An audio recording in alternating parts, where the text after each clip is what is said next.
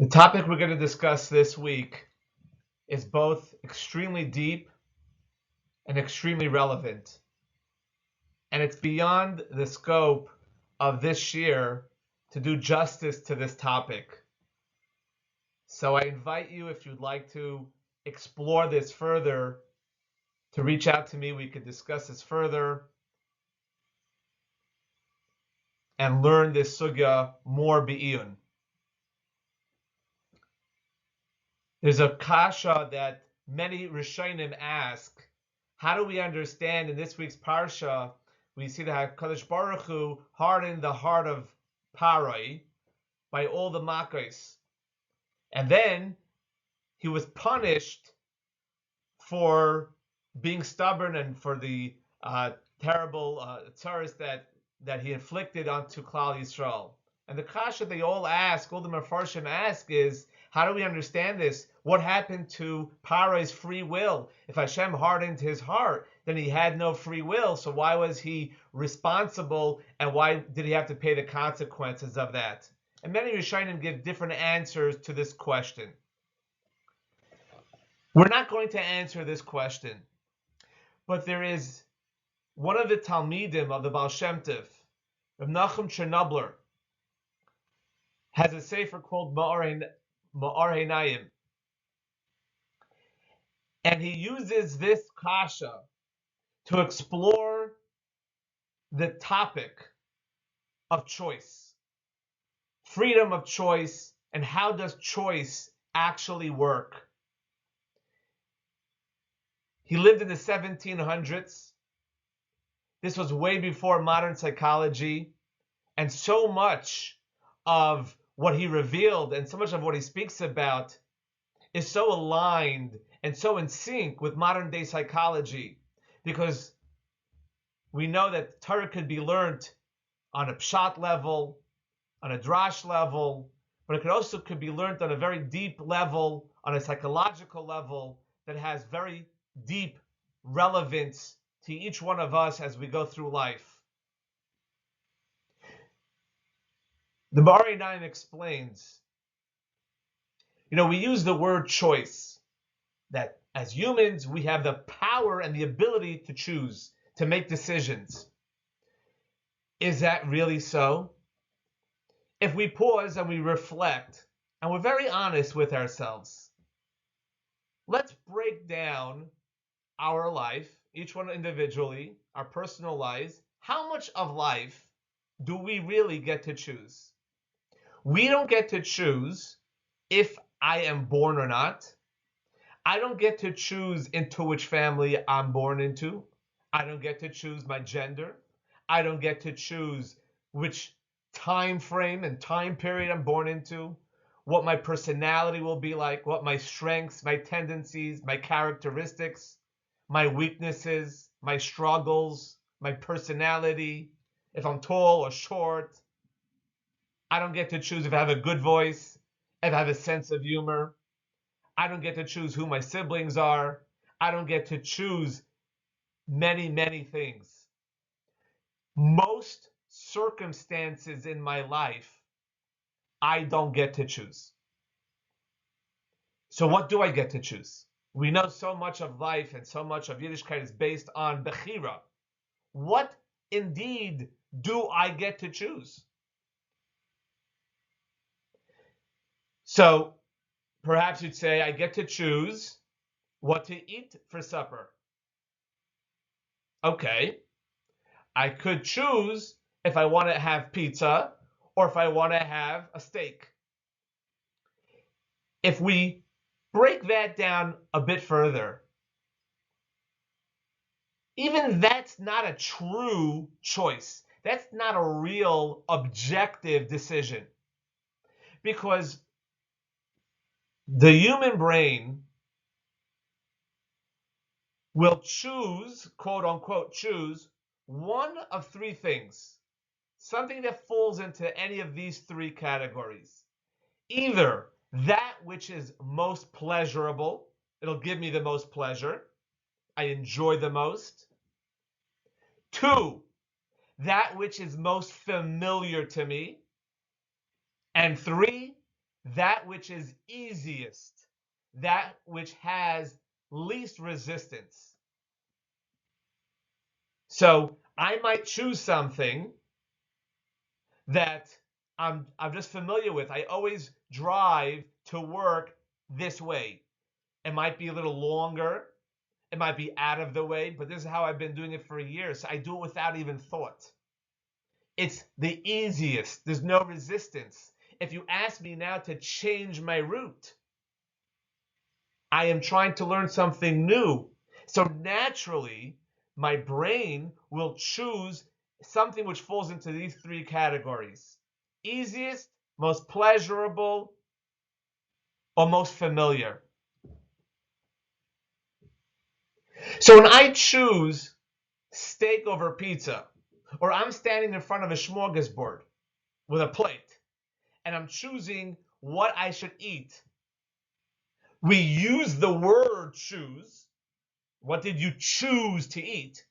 But if we're really honest, that wasn't a real, authentic, objective decision, because automatically our brains decide for us that which I'm most in the mood of, that which I'm most familiar, I don't want to try something new, or like what we spoke beforehand. So that's not a real choice, because animals do the same thing. They choose to eat what they like the most, what they're most familiar with, what's most easily accessible. So in reality, we can't call that choice.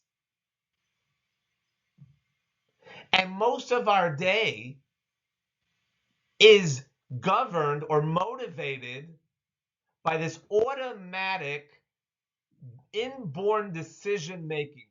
How many times has it happened that we have to drive from point A to point B? You have to drive from Lakewood to Brooklyn. And you're preoccupied. You're thinking about anything. It doesn't make a difference. And you're driving for a half an hour, for 45 minutes, and you finally arrive at your destination. And you realize, hey, where did the time go? How did I even get here? I was vaguely have an idea that I was driving, obviously. I wasn't sleeping. But it almost is as if we're an automatic. Our brains tell us when to turn, when to get off this exit, when to get onto this highway, when to turn lanes. How much actual decision making did we have to make when we drive from point A to point B when we're very familiar with the route? Very little. It almost happens on its own. And how much of life is that way? We go through routine. And sure, we're quote unquote faced with decisions. What should I wear today? Where should I go?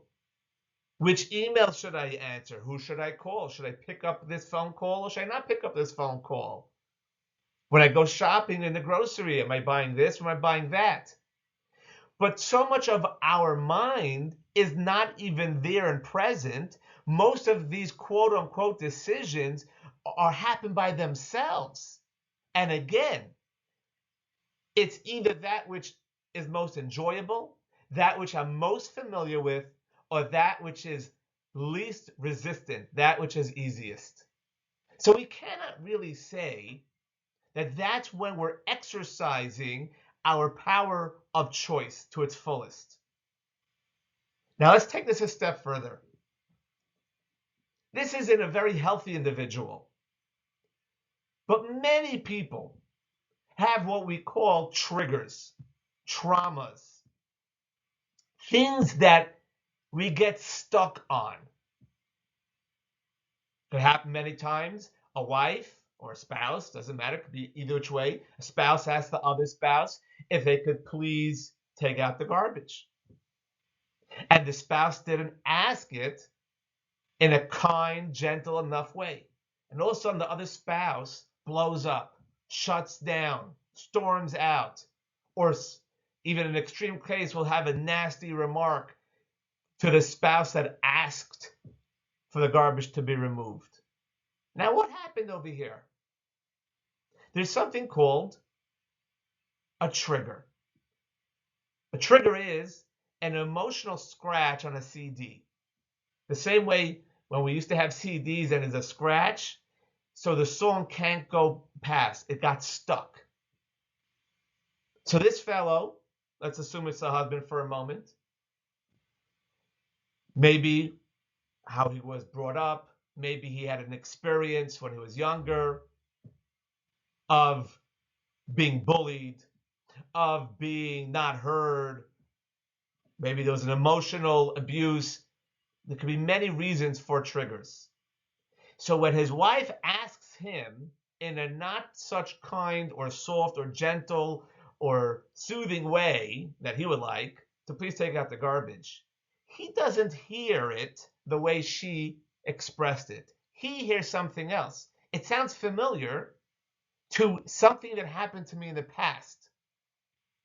And it reawakens the old feelings of abuse, of being controlled, of being unappreciated, of being told what to do. I mean, there are hundreds of examples and reasons and cases, but we're just talking general here. So what happens is at that moment, he feels under attack. He feels danger. And when a person's under danger, there are three ways that they respond. Either fight, I'll fight back, I'll argue, I'll say a nasty remark, and the wife won't even know why did that happen. There's flight, run off, storm off, leave the scene of danger, or freeze. Especially, this is true for people who are really idle and gentle people. They don't want to fight. They don't want to fight. So they freeze. They shut down. Like a curtain just went down and they're dead. They're numb. Now, if we look at this scenario objectively, it makes no sense. And in many other ways, this husband, this man, is very intelligent, mature, a work-through person. But something happened that touched his sore spot, and it reawoke similar associated emotions that he associates with. So he has a completely misconstrued a concept of what just happened, sees the request that his wife asked as a danger, and then reacts in a way that's completely illogical. And with this happens in many areas of a person's life, in many ways, it could create, in extreme cases, it could create dysfunction, it could create a lot of trouble. And most of all, the one who's suffering from this trauma feels stuck and doesn't understand why is he reacting that way. He or she, it doesn't matter. And this could be on many levels. A person's having a good day, someone says something, they feel judged, they feel misunderstood, they feel lonely, boom, right away, pantry closet. Because the food is going to give me comfort. There's so little pause between the trigger, the stimuli, and the reaction. It happens right away, automatic. Was there real choice there? Real choice. Objective choice. Many times not. In fact, modern psychology and science shows that people who have real trauma, you could take an X-ray, an MRI of the brain, and without getting too technical, but there are three parts of the brain. There's what's called the reptilian brain, the primal brain, which is most active in newborns and little children, little babies. And that's the part of the brain that is concerned with survival. All things, eating, drinking, heart rate, breathing, things that have to do with basic human survival. As a child gets a little older, there's the next part of the brain, which is called the limbic brain. The limbic brain is concerned with emotions. And obviously, the older, the more sophisticated the emotions are. And the final part is the neocortex, which is the executive functioning, the ability to think, cognitive thought, decision making, which is as a person gets even older. And when someone has trauma, the limbic, the emotional, and the reptilian brain, which is concerned about survival, does not integrate and doesn't communicate properly with the neocortex, which is the logical brain. They kind of lose contact with logic. A healthy brain, they're all integrated. So and most people have some triggers, even without extreme cases. A child said something, the parent feels that their authority is threatened, something happens at work, feel not appreciated by a coworker, by a boss. I mean, examples in a neighborhood, there are things that can happen in a shul, and sometimes you see adults acting like little children. How many times do we see adults acting like little children? And the real reason is not because they're not intelligent, not because they're not inherently mature and good people, but because they were triggered by something, their insecurities, their feelings of disappointment in themselves, their anxieties, goes on and on and on. So what happens is they lose touch with their seichel, and they react when fight, flight, or freeze. So I ask you, how much of our lives do we really have real bechira, real choice? This is what the Vaeira asks and speaks about. And the real answer is very little. Very little. Add to that the fact that we run so much and we are so fast-paced, everything's automated and automatic. And that is the true Galus Mitzrayim. Vaeira says real Galus Mitzrayim is that we do not have access to what's called Das Elikus. Das, we translate to mean knowledge. But Das, he translates to mean awareness. What does that mean? To answer this and to understand what the true Geula is and how to access real choice,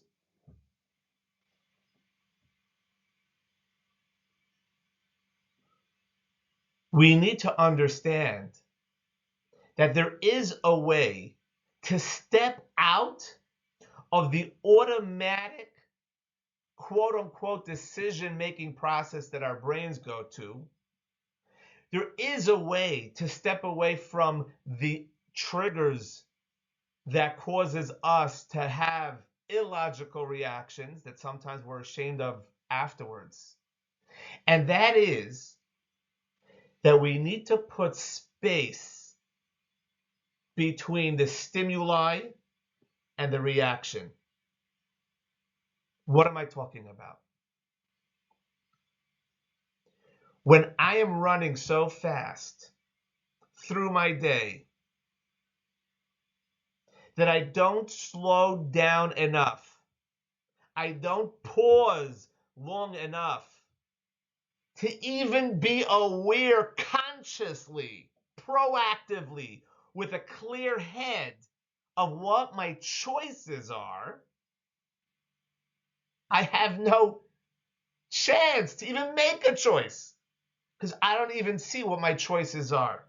So the first step is to slow down enough to be fully aware, what are my choices in front of me? I tried this. I had a Mitzvah Shabbos not long ago, a long Mitzvah Shabbos. And I'm like, oh my gosh, what am I doing with this Mitzvah Shabbos?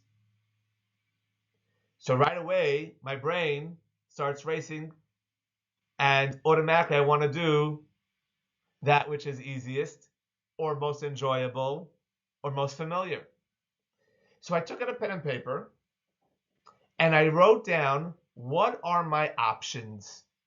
What are my options? Now, many options were obvious to me, but there were many options that didn't even dawn upon me. And I wrote them all down. There were quite a bunch. I had about 8 options. Realistic, I'm talking about realistic, practical, nothing crazy options. So I slowed down enough not to go into automatic mode and to see what are the choices in front of me. Okay. Then I was able to go into step 2. And step 2 is go through these choices and make a conscious, clear-headed decision with my full presence and my full awareness in the moment that I am choosing option 3.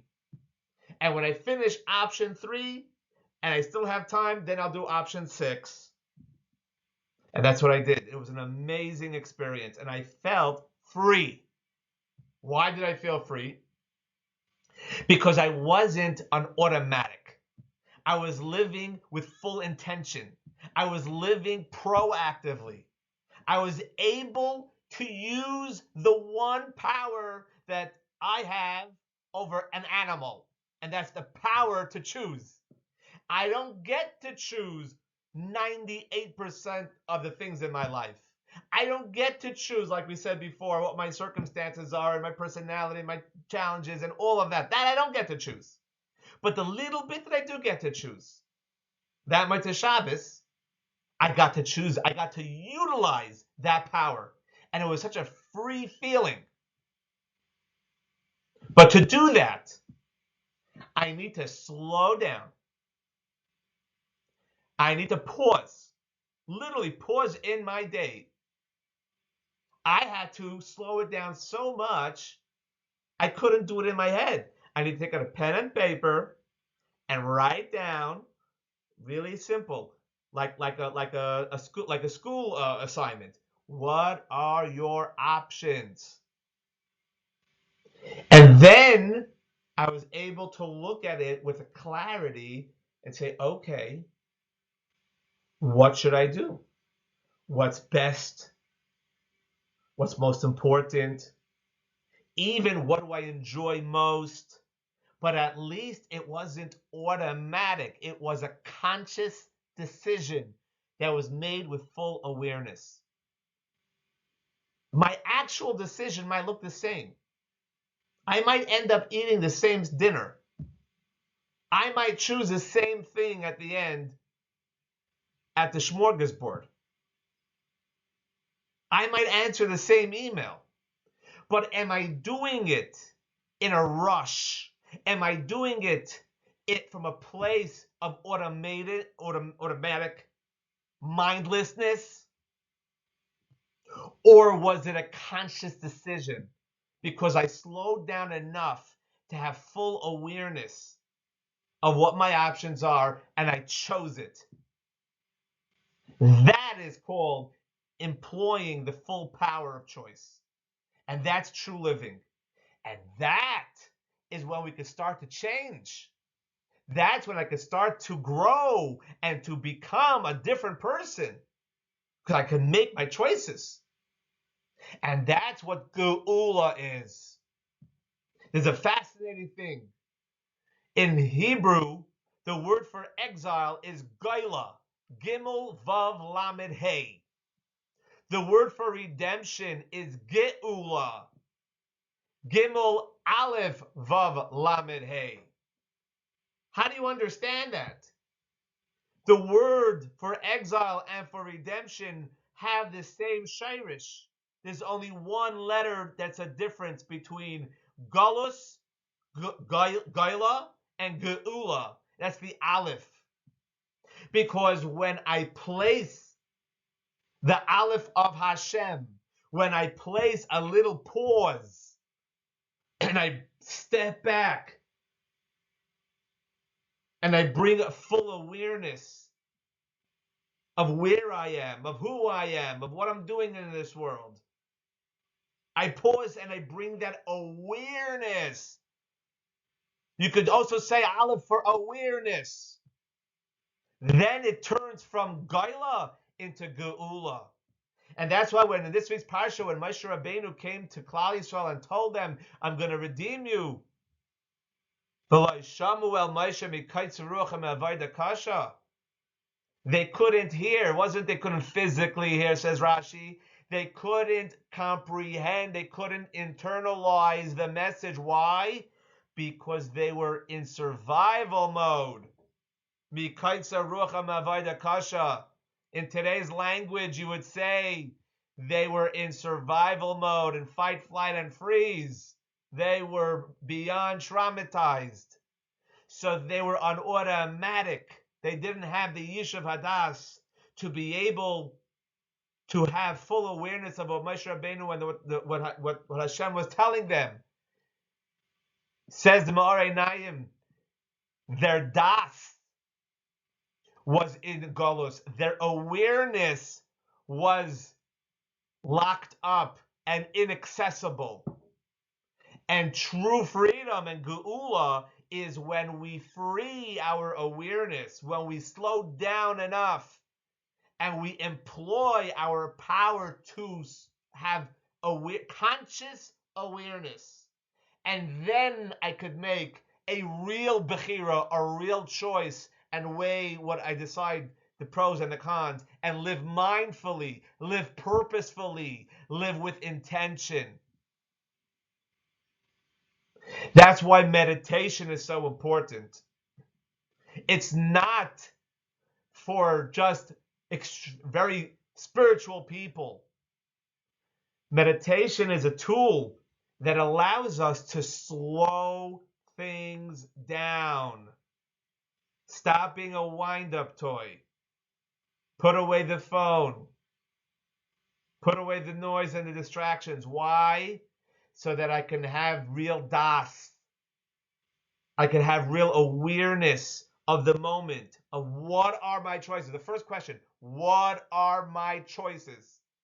There will be obvious ones. You'll be surprised how many not so obvious ones will come up. And now I could go step 2. Make a mindful, conscious, purposeful decision. Even if it's the same decision as you would have done before, but this is a real decision. Now you own it, and now you became a full person.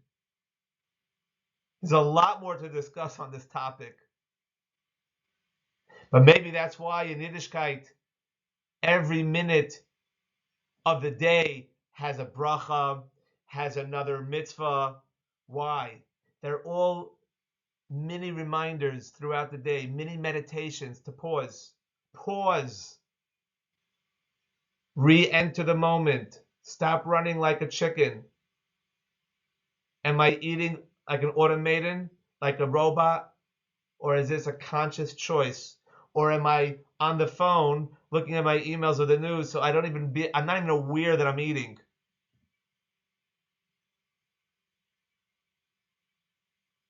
May we all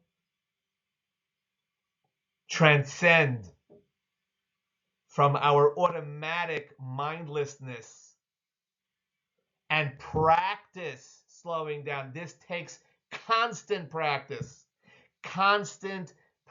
of slowing down, becoming aware of what my choices are, and then choosing it. And then we all live purposeful, mindful choices in our lives, and then we'll really truly be free.